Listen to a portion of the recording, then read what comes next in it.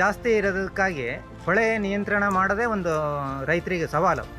ಅಂಥ ಸಂದರ್ಭದಲ್ಲಿ ನಾವು ಹಿಂದೆಲ್ಲ ನಾವು ಏನು ಉಪಯೋಗಿಸ್ತಿದ್ವಿ ಅಂದರೆ ಗಟಾರ್ ಸ್ಪ್ರೇಯರಲ್ಲಿ ಏನಂತಂದರೆ ಜನ ಸರಿಯಾಗಿ ಅದನ್ನು ಹಾಕಿದರೆ ಮಾತ್ರ ಅದು ಮೇಲ್ಗಡೆ ಹೋಗ್ತದೆ.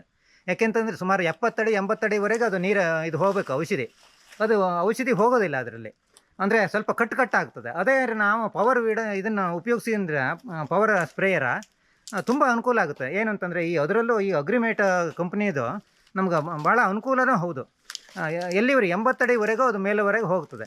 ಈಗ ಹೋಗೋದ್ರಿಂದ ನಮ್ಗೆ ಏನಾಗ್ತದೆ ಅಂದರೆ ಪ್ರತಿ ಅಡಿಕೆ ಕೊನೆಗೂ ನಮಗೆ ಅದು ಸ್ಪ್ರೇ ಆಗಿರೋದ್ರಿಂದ ನಾವು ಹೊಡೆದಿರುವಂಥ ಔಷಧಿ ಏನು ತುತ್ತ ಸುಣ್ಣ ನಾವು ಹೊಡಿತೀವೋ ಅದು ಆ ಅಡಿಕೆಗೆಲ್ಲ ಕೂತ್ಕೊಂಡು ಕ್ಲೀನಾಗಿ ಒಳಗೊರೆಗೆ ಆ ಕೊನೆ ಒಳಗೊರೆಗೂ ಹೋಗುತ್ತದೆ.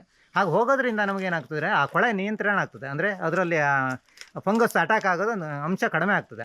ಹಾಗಾಗಿ ನಮಗೆ ಈ ಗಟಾರ್ ಸ್ಪ್ರೇಯರ್ಗಿಂತನೂ ಈ ಪವರ್ ಸ್ಪ್ರೇಯರ್ ಇದೆಯಲ್ಲ ಇದು ತುಂಬ ಉಪಯೋಗ ರೈತರಿಗೆ ಅಂತ ಅನ್ನಿಸ್ತದೆ. ಹಾಗಾಗಿ ಈ ಅಗ್ರಿಮೇಟ್ ಕಂಪ್ನಿದು ಪವರ್ ಸ್ಪ್ರೇಯರ್ ತಗೊಂಡ್ಮೇಲೆ ನಮಗೆ ತುಂಬ ಉಪಯೋಗ ಆಗಿದೆ. ಅಂದರೆ ಒಳವರೆಗೂ ಹೋಗ್ತದೆ, 80 ಅಡಿವರೆಗೂ ಹೋಗ್ತದೆ. ಆಮೇಲೆ ಅದರದ್ದು ರಿಪೇರಿ ಕಡಿಮೆ ಅಂತ ಅನಿಸ್ತದೆ ನನಗೆ. ಈಗ ಇದುವರೆಗೆ ಯಾವುದೇ ರಿಪೇರಿ ಬಂದಿಲ್ಲ.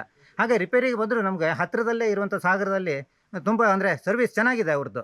ಇದು ಅಗ್ರಿಮೇಟ್ ಕಂಪ್ನಿದು ಇನ್ನೊಂದು ಉಪಯೋಗ ಏನು ಅಂತಂದರೆ ಇದು ಹೋಸ್ ಪೈಪ್ ಇದೆಯಲ್ಲ, ಈ ಹೋಸ್ ಪೈಪ್ಗಳು ಇದು ಉತ್ತಮ ಗುಣಮಟ್ಟದ್ದು ಅಂತ. ಆಮೇಲೆ ಆ ಪೈಪ್ಗಳು ಅಷ್ಟೇ ಅದು ಉತ್ತಮ ಗುಣಮಟ್ಟದ್ದಾಗಿದ್ದರಿಂದ ಇದು ಅಡಿಕೆ ಗಿಡಗಳಿಗೆ ಅಥವಾ ಈ ಅಡಿಕೆ ಕಾಯಿಗಳಿಗೆ ಸ್ಪ್ರೇ ಕ್ಲೀನಾಗಿ ಆಗುತ್ತೆ ಇದು. ಹಾಗಾದ್ರಿಂದ ಇದು ಒಂದು ಉಪಯೋಗ ಅಂತ ಅನ್ನಿಸ್ತದೆ ನನಗೆ. ನಮ್ಮ ಮುಂಚೆ ತೋಟಕ್ಕೆಲ್ಲ ಔಷಧಿ ಹೊಡ್ಬೇಕಾದ್ರೆ ನಾವು ಗಟಾರ್ ಮಿಷನ್ ಯೂಸ್ ಮಾಡ್ತಿತ್ತು.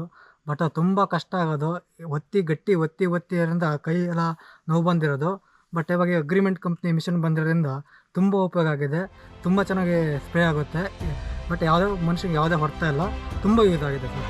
ಬನ್ನಿ ಕೈ ಜೋಡಿಸಿ ಕೃಷಿಯನ್ನು ಲಾಭದಾಯಕಗೊಳಿಸೋಣ.